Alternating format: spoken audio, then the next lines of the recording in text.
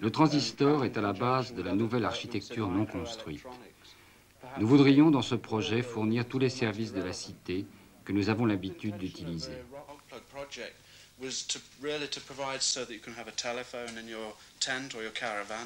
Des bulles, des coques de plastique bon marché, pratiques, s'établiront isolément ou en groupe autour de ces sources de vie.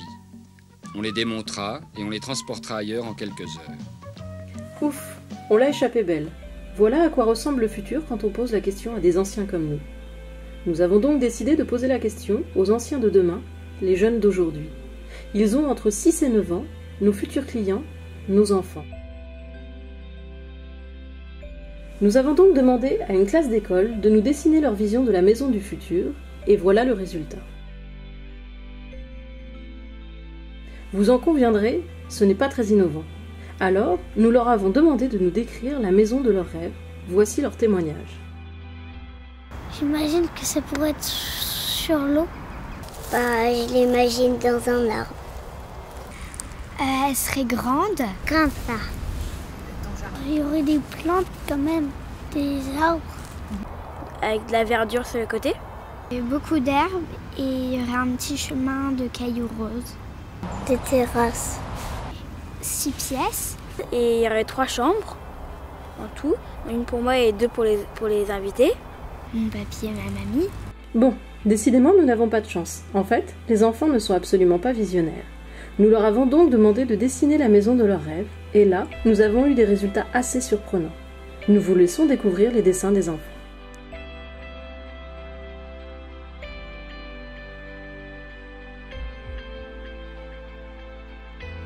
Nous avons analysé tous ces dessins, repéré les éléments récurrents, et à notre grande surprise, il s'avère qu'ils répondent parfaitement aux problématiques urbaines et environnementales.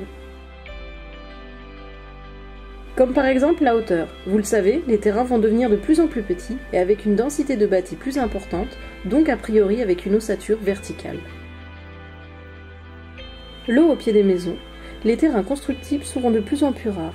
Certains terrains situés en zone inondable pourraient devenir constructibles. Les jardins sur les toits permettent une baisse des îlots de chaleur et évitent de surcharger les réseaux d'eau pluviale.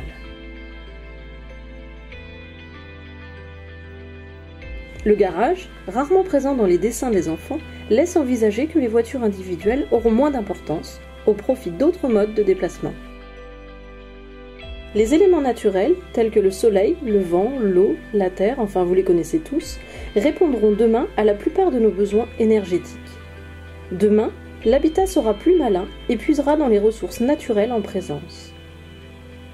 Ensuite, en regardant les enfants jouer, il nous est apparu évident qu'il fallait conserver cet esprit ludique pour notre projet et l'envisager comme un jeu.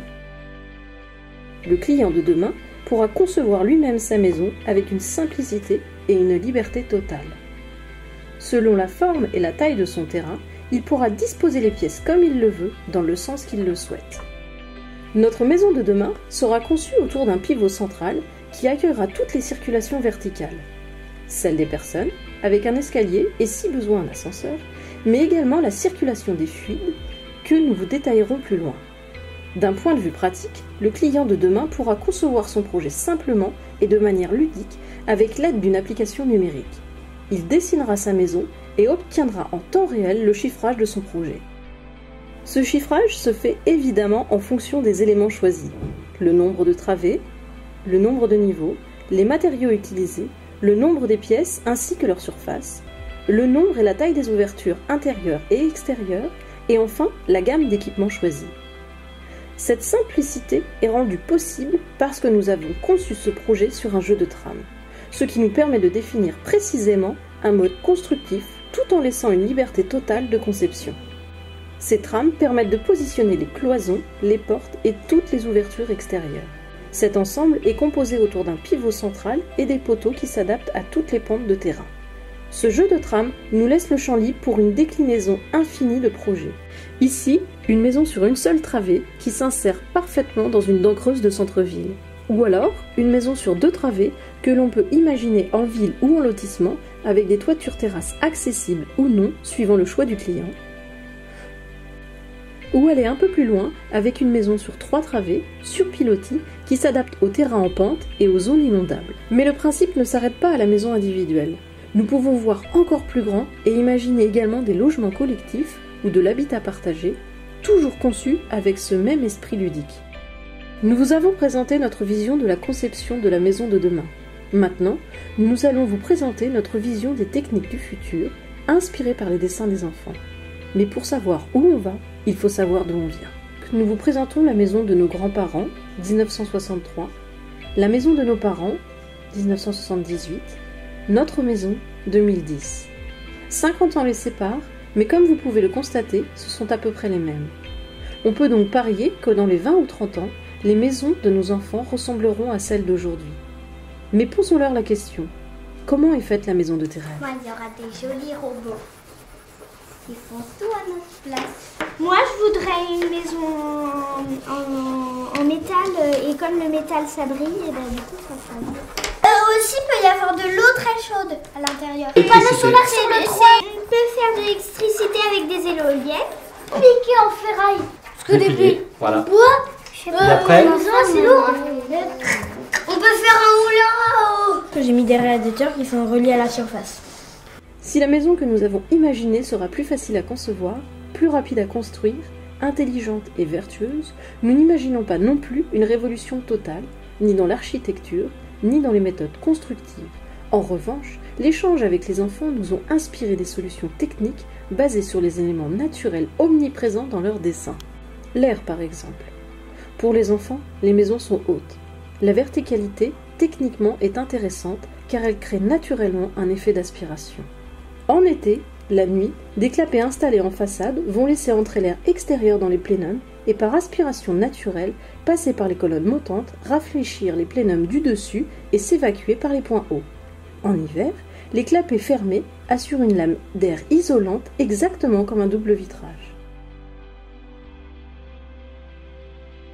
Dans notre région, cette année, de fortes inondations ont paralysé le territoire. Le stockage et l'utilisation des eaux de pluie va devenir un enjeu crucial.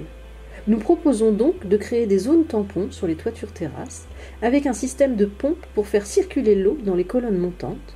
De plus, en circuit fermé, cette eau sera le meilleur des isolants thermiques. Les plantes sur les toits dessinées par les enfants nous ont amenés à concevoir un traitement in situ sur les toitures terrasses des eaux usées par phytoépuration. Ces eaux sont pré-traitées dans une fosse toute eau, pompées et acheminées dans les bassins remplis de plantes qui filtrent les eaux usées. Ce système assure de plus un excellent isolant thermique en toiture. Le soleil, le vent, les enfants ont déjà intégré le trio éolienne, photovoltaïque, solaire thermique. Ces solutions couplées à des batteries nouvelle génération seront de base dans les maisons du futur. De plus, nous installerons un double réseau électrique dans toutes nos maisons. Un réseau consommateur et un réseau producteur reliés sur batterie. Des turbines branchées sur les canalisations d'eau créeront de l'électricité avec la force de l'eau. La VMC produira sa propre électricité en récupérant l'énergie de l'air via une turbine. Enfin, on imagine des lave-linges et des lave-vaisselle équipés d'une dynamo qui produira leur propre électricité. Comme vous le voyez, la maison du futur est vivante. Les enfants ont dessiné de la nature, nous avons juste transformé les éléments naturels en énergie, la clé de demain. Nos enfants nous ont inspiré toutes ces innovations, donc je vous laisse découvrir notre interprétation, celle de Maison Eric Laure de la Maison du Futur.